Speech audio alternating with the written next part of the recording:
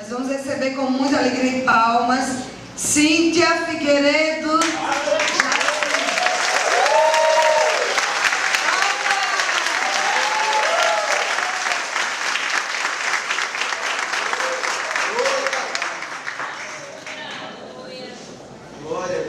Boa noite, graça e paz, irmão.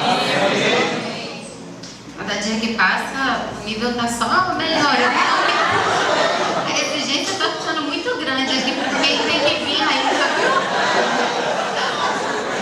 Quero, em primeiro lugar, agradecer a Deus pela minha vida, pela oportunidade que Ele me deu de estar aqui, dele estar aos pés dele.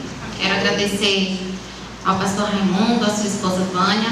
Agradeço a Deus pela vida de vocês, agradecer a todos os mestres, pela sabedoria, pelo conhecimento que teve em todos os momentos para conduzir a palavra aqui a todos nós. Amém. Quero agradecer a presença do meu pastor, de estar aqui, muito obrigada. E gostaria de estar fazendo uma oração. Amém. Senhor, nosso Deus, nosso Pai. Ô Senhor, o Senhor é o dono de tudo, o Senhor tem a razão de todas as coisas. Senhor, usa-me neste momento, Senhor, que eu possa diminuir, que o Senhor cresça em mim. E prepare os corações dos meus irmãos para estar recebendo a Tua palavra, em nome de Jesus. Amém. Eu gostaria de compartilhar com vocês uma palavra que está em Êxodo 10.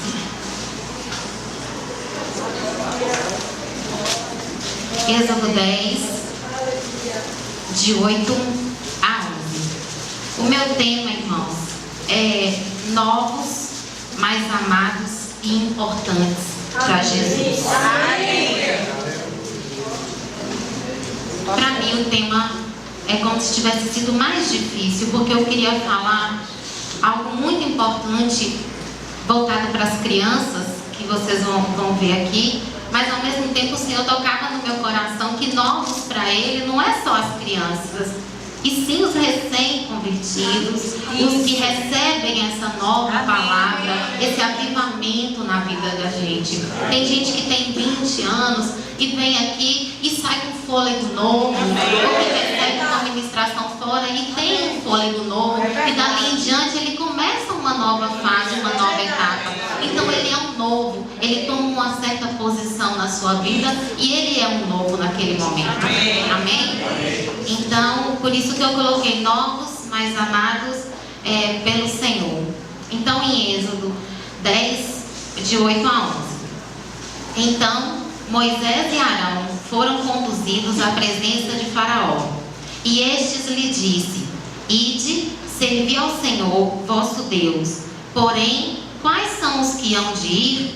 Respondeu-lhe Moisés: havemos de ir com os nossos jovens, com os nossos velhos, com os filhos e com as filhas, e com os nossos rebanhos e com os nossos gados. Havemos de ir, porque temos de celebrar festa ao Senhor. Replicou-lhes Faraó: seja o Senhor convosco, caso eu vos deixe ir. E as crianças? Vede, pois, tendes conosco más intenções. Não há de ser assim. Ide somente vós, os homens, e servi ao Senhor, pois isso é o que perdistes.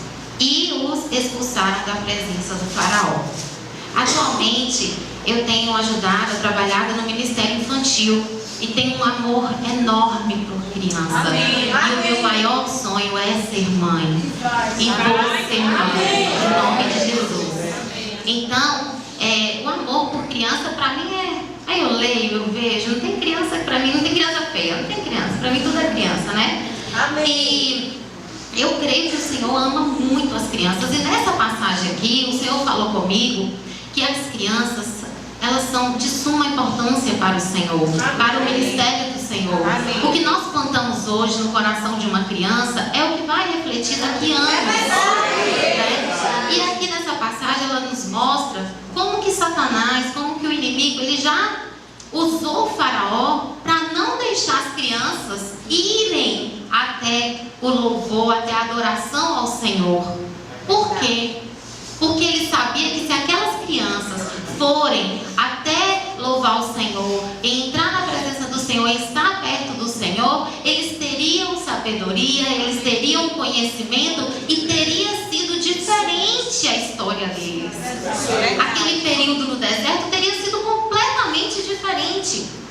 Eu estava procurando na internet e vi uma pesquisa que confirmou até um curso que eu fiz de Ministério Infantil, que uma criança, uma pessoa, se até os 12 anos ela ouvir a palavra do Senhor, se ela tiver contato com uma salinha de Ministério Infantil, igrejinha, como é dado os nomes, ela tem 90% de chance de continuar no caminho do Senhor.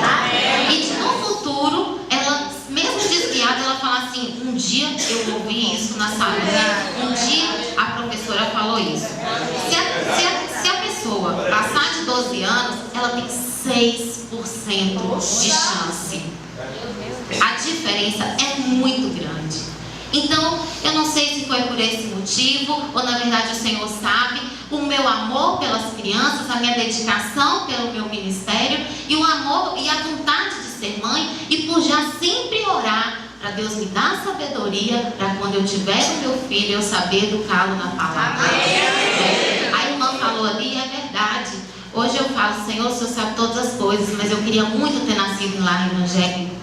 Porque a gente sabe como o mundo machuca, como o inimigo pisa, sapateia em nós, né? Então, muitas vezes, quando nós temos aquele conhecimento desde pequeno, eu tive uma experiência no Ministério Infantil, que um dia uma professora não foi e eu fui substituí-la, e eu não tinha preparado aula porque não era o meu dia, né? Eu falei: Jesus, me oriente. E cantei música, cantei, foi um culto de ceia e demorou, né? E aí eu cantei música e cantei. Quando eu comecei, 5 patinhos foram passear.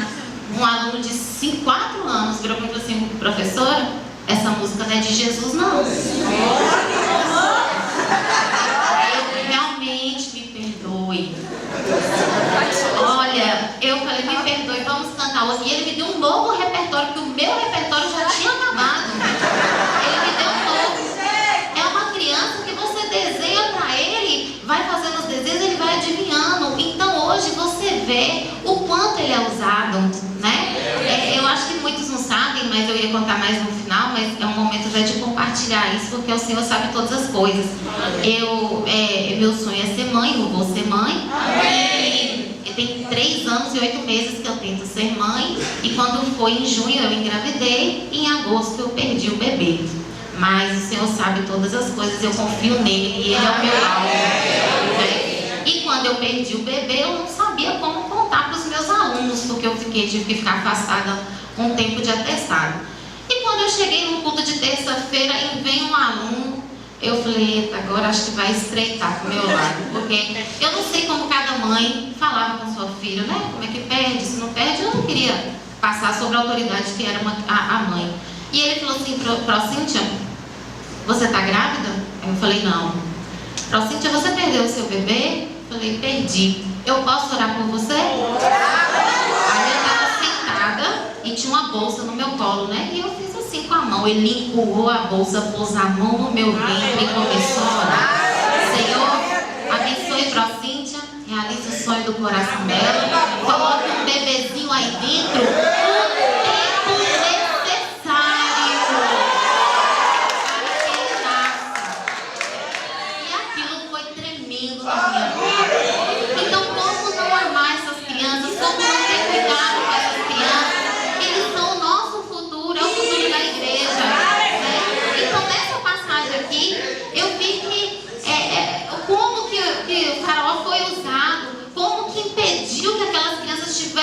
Conhecimento da palavra do Senhor, que aquilo ali o faraó prendeu, ele segurou ali o agir de Deus naquele momento na vida daquelas crianças, que poderia ter mudado os 40 anos que eles andaram ali no deserto.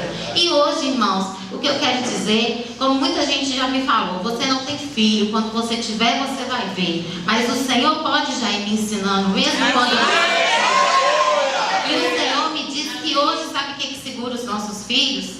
É a televisão, é a internet, é o computador, é o joguinho. Então muitos pais, sabe, esquecem, acham que é só, como se diz, teve o filho, foi bênção do Senhor, vou excelente babá, uma excelente escola e pronto. Dia de domingo ele vai passar a linha da professora e pronto. Não é assim. Não é assim. Sabe por quê? Porque eu sinto diferença nas crianças que são criadas dentro do evangelho, que o pai participa, e de crianças que os pais são crentes, mas os pais, eles só têm conhecimento no domingo. Então isso é muito importante para as nossas crianças. Então que todos nós tenhamos no nosso coração isso, quem é pai ou quem é avô, quem vai ser pai ainda, os pais, que a gente tenha esse cuidado. Porque são, olha, as crianças têm verdadeiros sentimentos. As crianças amam o Senhor, né? E trazendo isso para a nossa realidade, que foi o que eu falei dos novos convertidos, é que o Senhor fala lá em Mateus 18, 2. Gostei disso, viu? 2 e 3.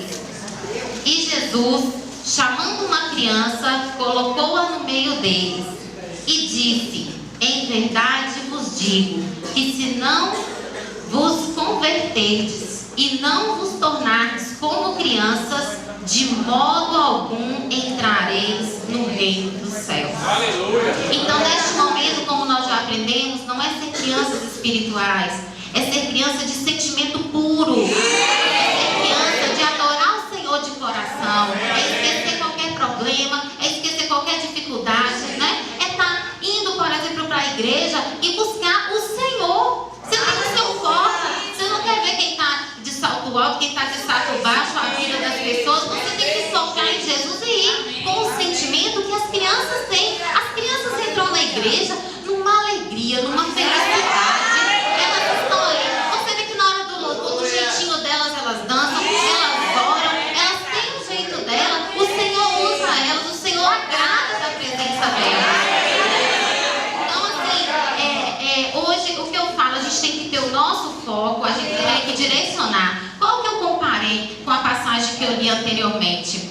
Hoje, nós somos os novos convertidos. Hoje, nós somos a geração que estamos aqui para trabalhar. E nós temos um foco, que é Jesus. Como aquelas pessoas tinham um foco, Satanás tentou atrapalhar aquelas crianças para que elas não crescessem. E Satanás tenta hoje nos atrapalhar com várias coisas. A ministração do irmão ali que falou do barco, vem uma onda daqui, vem uma onda dali, mas a gente tem que estar ligado no Senhor. A gente tem que estar o tempo todo conectado. Aquela geração conseguiu, depois de muitas lutas, de muitas batalhas, entrar na terra prometida. E nós também temos a nossa terra prometida. A gente tem a glória, a gente está buscando a presença de Deus. E até chegar lá, irmãos, vamos fazer de tudo para viver os milagres de Deus aqui na terra, para viver a prosperidade, a cura, as bênçãos de Deus aqui na terra. Né? Em Mateus 6,33.